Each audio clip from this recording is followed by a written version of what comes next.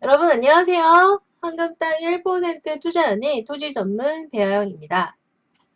나른한 오후 토요일인데요. 오늘 날씨가 굉장히 좋았다고 하는데 저는 계속 실내에서 작업하느라 아직 찌꺼 모드이고요. 오늘은 또 쉬운 개념이지만 또 20대 초반 분들이나 또 토지에 처음 입문하신 분들한테는 낯선 개념 중에 하나인 토지거래 허가구역에 대해서 알아보는 시간을 갖도록 하겠습니다. 여러분 나른한 오후 커피 한 잔 드시면서 집중해서 한번 들어봐 주시길 바라겠습니다. 여러분 집중해주세요. 자, 그러면 토지거래 허가구역 나쁜 건가요? 이런 이제 제 질문도 많이 받는데요. 왠지 나쁜 거 아닌가요? 나쁜 걸까요? 한번 오늘 차차히 살펴보는 시간을 갖도록 하겠습니다. 일단 보세요. 이 단어 안에 모든 답이 있어요. 정답은 내 안에 있다 이런 말이 있듯이 토지 거래라는 거는 일단 수요와 공급이 일어난다는 얘기잖아요. 그렇지만 뭐가 필요하다? 거래는 하지만 허가를 받고서 해야 되는 구역이다. 자, 그러면 이것도 조금 생각을 해보시면 될 것 같아요. 왜 허가를 받고 거래를 할 수 있게 했을까? 왜 정부에서 왜 굳이 이런 일을 했을까? 그럼 그만한 이유가 있는 거겠죠. 그 이유를 한번 살펴보도록 하겠습니다. 자, 절차를 보시면요. 거래 당사자 간에 합의가 있겠죠. 매도하시는 분이 있고 또 그걸 이제 살려는 사람이 있겠죠. 갑과 을이 있는 거잖아요. 이럴 때 허가 신청서를 먼저 제출을 합니다. 그러면 지자체 시군구에서 이걸 검토를 해요. 허가를 해줄까? 그래서 이제 정답은 딱 두 개겠죠. 허가, 불허가. 허가 시에는 허가증을 교부를 해주고요. 안 된다 하면은 불허가 통보를 합니다. 허가 신청서에는 어떤 내용이 있냐면 이거는 이제 토지거래 허가구역에서 매매를 할 때 절차입니다. 계약 내용 및 토지 이용 계획 등을 첨부하고요. 이거를 시군구에서 검토하는데 15일 내에 검토를 한다고 합니다. 그런데 허가가 하면은 노 프로그램이 되겠죠. 근데 불허가 시에는 통보를 해줍니다. 그런데 이제 이거는 솔직히 모든 존재나 기관이 100% 완전하진 않잖아요. 그래서 이제 불허가 처분 불복 시 이의 신청을 할 수 있습니다. 1개월 내 이의 신청, 아니 왜 안 됩니까? 라고 이의 신청을 하면 도시계획 유형 심의를 합니다. 시군구에 다 설치가 되어 있고요. 그래서 심의 결과가 통보된 이런 절차가 필요한 것이 토지거래 허가구역에서의 매매입니다. 또 이유가 있겠죠. 뭐든지 다 이유가 있는데 토기에 투기적인 거래가 성행하거나 투기라 자 부동산을 하면서 좀 오해도 많이 받기도 하는데요. 부동산 하면 좀 색안경을 끼고 보시는 분들도 계세요. 니네 투기 집단 아니야? 솔직히 저는 투기와 투자의 차이점을 그렇게 느끼지 못하겠습니다. 이것이 불법적인 것이 아니라면 투기와 투자 사이에 그렇게 큰 차이를 제가 느끼지는 못하겠는데요. 토지의 투기적인 거래가 성행하거나 성행할 우려가 있는 지역 및 자 보세요. 지가가 땅값이 급격히 상승. 자 제가 여러 번 말씀드렸죠. 토지는 대한민국 이래에 계속 올랐어요. 지가 상승은 평균 4,000배, 2만 배 오른 땅도 있는데 어쨌든 공시지가는 계속 오르고 있습니다. 근데 급격히 상승 이렇게 수직적으로 올라가는 구간이 있는 땅이 있어요. 제가 그거 뭐라고 말씀드렸죠? 여러 번 말씀드렸는데 그 구간은 용도 변경이 일어나는 땅일 때 자, 이럴 땅을 미리 묶어두는 거예요. 투자자들이 엄청 몰리겠죠.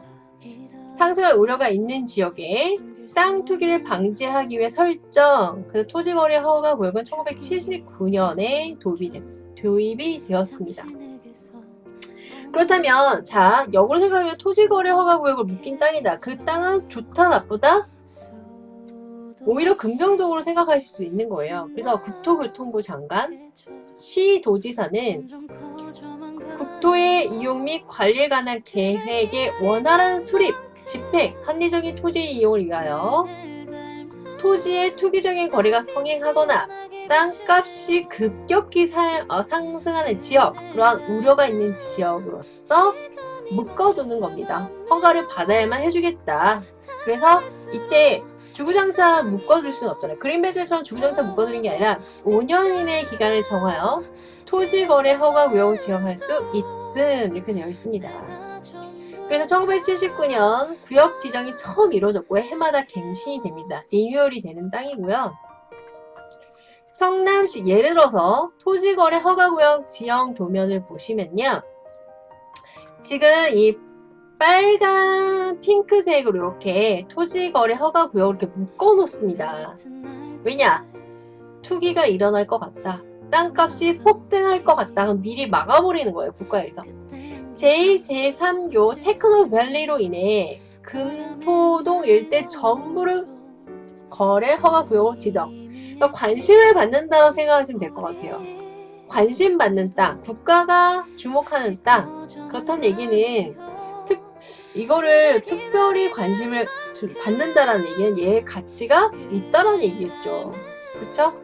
토지거래 허가구역 일단 지정이 되면 토지 용도별 일정 규모 이상의 토지 거래는, 그러니까 규모가 크면이, 근데 이것이 제가 도시지역 예를 들면 이렇게 외우라고 말씀드렸어요. 용도지역이 두상, 공로 이렇게 외우세요. 일단 이 정도는 알고 오늘 하루 보내는 주거지역, 상업지역, 공업지역, 녹지지역, 이게 도시지역이거든요. 근데 저도 이제 공법에서 배웠는데 이런 용도지역의 차등화를 둡니다. 그래서 이제 규모가 다른데요. 시군 구청장의 허가를 받아야 된다. 그래서 토지 거래 허가 구역이다. 이렇게 나오는 거예요. 그래서 토지 거래 계약을 허가받은 자는 대통령으로 정하는 사유가 있는 경우 외에는, 특별한 사유가 있는, 그러니까 모든 법은 예외가 있잖아요. 익셉션이 있잖아요.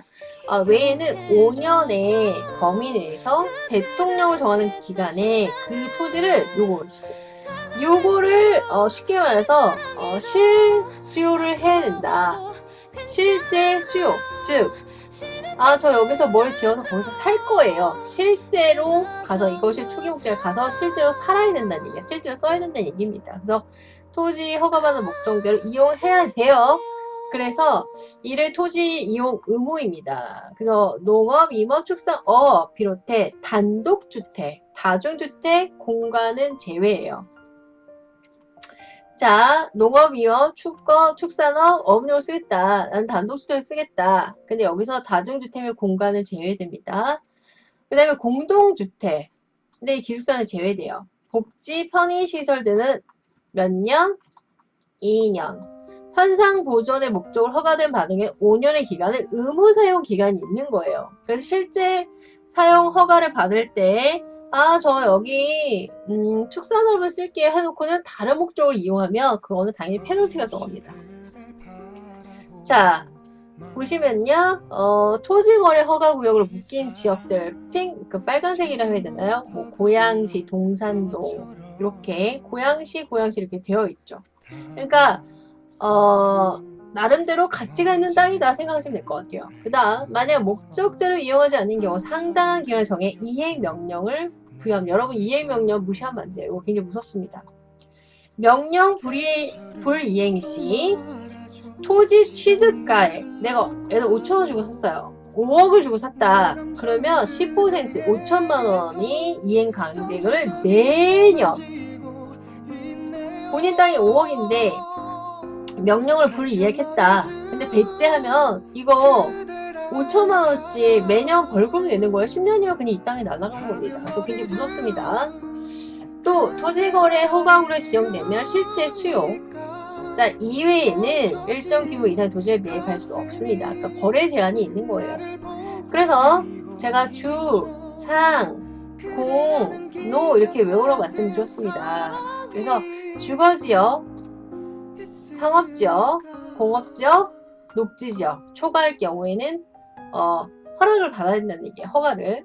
도시지역 이외에는 또 달라집니다. 농지는 500이면은 1000. 이거 굳이 외우실 필요는 없어요. 공인중개사나 저 같은 사람은 좀 외워야 될 필요가 있겠지만 토지를 구입할 경우 실소유자임을 입증해야지 시장군수구청장 허가를 받아야 된다. 초과라는 얘기는 좀 이거에 해당하는 요거 이하인 경우에는, 자, 요 말도 되게 그러니까 법에서는 단어 하나하나가 중요하잖아요. 그래서 도시지역에 초과할 경우, 즉 초과하지 않고 이하일 때는 굳이 허가를 받지 않아도 된다는 얘기예요. 마찬가지 얘도 요거 초과한 때는 실소유자 허가를 받아야 되는데 요거 이하일 때는 허가를 받을 필요는 없겠죠.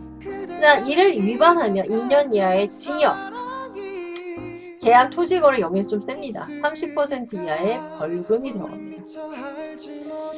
자, 이것도 하나 예로서 제가 가져왔는데요. 이게 서울이죠. 그 다음에 제가 지도만 친해도 훨씬 지금 20대 초반인데 부동산을 좀 배우고 싶다. 지도하고 좀 친해지시면 좋을 것 같아요. 서울, 광명, 성남, 의왕, 시흥, 인천, 의정 뭐 이렇게 나오네요. 보시면 공공택지 발표지역 토지거래 허가구역이 2018년에서 2020년 지금 3년이죠. 지정기간이 3년이에요. 3년. 그래서 광명시, 의왕시, 성남시, 시흥시, 의정 뭐 딱 봐도 지금 인천 서구, 거망 이렇게 핫한 곳이라는 건 알고 계실 거예요.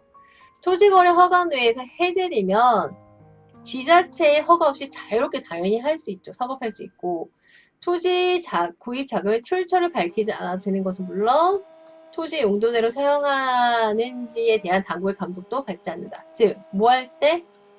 해제가 됐을 때. 해제. 이렇게. 자, 토지거래 허가고요. 투기적 토지거래를 막기 위해서 하는 거예요. 갑자기 집값 급등한다. 제가 언제나 일어난다고 했죠? 계속 반복시켜 드립니다. 용도 변경이 일어날 때. 지금 예를 들어서 서평택 신영리 같은 경우에는 8월에 아마 토지거래 허가구역 묶일 확률이 되게 높아요. 용도 변경 작업을 하면 내년 초에 아마 상업좀 찍힐 겁니다.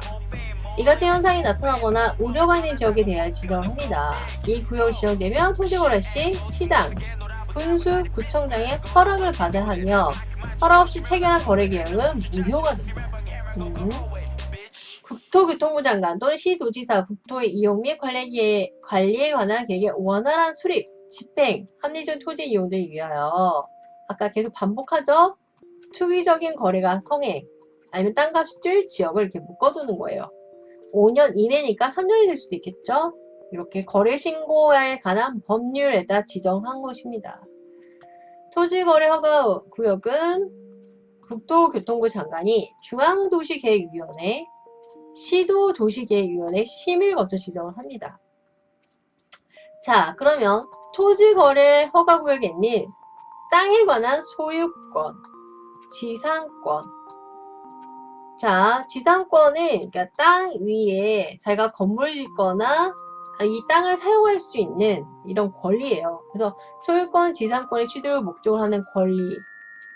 이전 하거나 이걸 이전하거나 설정, 대가를 받고 이전하거나 설정하는 경우에요. 계약을 체결한 당사자는 어떻게 된다? 허가를 받아야 된다는 얘기예요. 공동으로 사고자 하는 사람, 팔려는 사람, 시장, 군수, 구청장의 허가를 받아야 하며 무섭죠, 이 말? 허가를 받지 않고 체결한 토지거래 계약은 무효 처리가 됩니다. 법률로서 무효 처리가 된다는 거는 엄청난 파워가 있어요. 이 단어 자체가. 민법에서 나오죠. 다만 경제 및 지가의 동향과 거래 단위 면적 등을 종합적으로 고려하여 다음의 용도별 면적 이하에 제가 이해한 상관없죠? 허가 없이 할 수 있다.